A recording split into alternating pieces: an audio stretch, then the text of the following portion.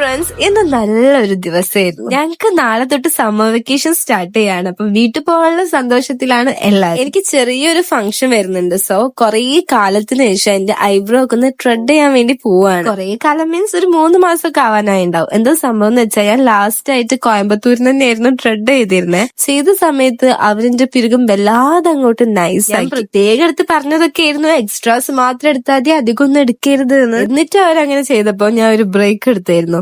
എന്തായാലും ഇപ്രാവശ്യം അത്യാവശ്യം കുഴപ്പമില്ലാതെ കിട്ടിയിട്ടുണ്ടല്ലോ അല്ലെ, വിശ്വസിക്കാൻ. പേടിച്ച പോലെ ഒന്നും നടക്കാത്ത സന്തോഷത്തില് സ്വന്തം ഭംഗി നോക്കി ഇറങ്ങുമ്പോ മലന്നടിച്ച് വീഴാൻ പോയതാണ് നിങ്ങൾ. രണ്ടാളെന്താ ചിരി, ഒന്നാള് വീണിരുന്നെങ്കിൽ ഈ ചിരി ഒന്നും ഉണ്ടാവില്ല. നല്ല മഴയാണ് ഇന്ന് കോയമ്പത്തൂർ ഉണ്ടായിരുന്നത്. മഴയത്ത് വിശന്ന് തണുത്ത് വീട്ടിലേക്ക് പോയപ്പോഴാണ് ഒരു സർപ്രൈസ്. ഞങ്ങളെ 2 റൂംമേറ്റ്സിന് പാരന്റ്സ് മീറ്റിംഗ് ഉള്ളതുകൊണ്ട് അതിൽ ഒരു കുട്ടീന്റെ ഉമ്മയും ഉപ്പയും തലേന്ന് അവിടെ വന്ന് സ്റ്റേ ആയിരുന്നു. അവർ പുറത്തൊരു ഹോട്ടൽ റൂം എടുത്തിട്ട് സ്റ്റേ ആണ്. അപ്പൊ സാറിനോട് പറഞ്ഞിട്ട് ഞങ്ങൾക്ക് രാത്രിത്തേക്കുള്ള ഫുഡൊക്കെ വാങ്ങി വെപ്പിച്ചതാണ്. എല്ലാരും സൂപ്പർ ഹാപ്പി ആയിരുന്നു. വയറ് നിറച്ച് നമ്മൾ ഫുഡൊക്കെ കഴിച്ച്. പിറ്റേ ദിവസം ഈവനിങ് ആണ് ഞങ്ങൾക്ക് നാട്ടിൽ പോകാൻ വേണ്ടിയുള്ളത്. അപ്പൊ വേഗം ഡ്രസ്സൊക്കെ പാക്ക് ചെയ്യാൻ വേണ്ടി ഫ്രഷ് ആയിട്ട് നിൽക്കുമ്പോഴാണ് സാറിന്റെ ഒരു കോള് വരുന്നത്. അവളുടെ ഫാമിലി ഞങ്ങളെ കാണാൻ വേണ്ടിട്ട് റൂമിലേക്ക് വരുന്നുണ്ട്. എന്താ അറിയില്ല, അവര് കാണാൻ വേണ്ടി വന്ന സമയത്ത് ഞങ്ങൾക്കൊക്കെ ഭയങ്കര സന്തോഷം. കുറെ ചിരിച്ചും കളിച്ചും വർത്താനൊക്കെ പറഞ്ഞ് കുറെ നേരം ഇരുന്ന്. സാറിന്റെ ഉമ്മ ഡെയിലി എന്റെ വീഡിയോസ് ഒക്കെ കാണാൻ എന്റെ മോളേന്ന് പറഞ്ഞപ്പോ എനിക്ക് ഭയങ്കര ഒരു സന്തോഷമായിരുന്നു.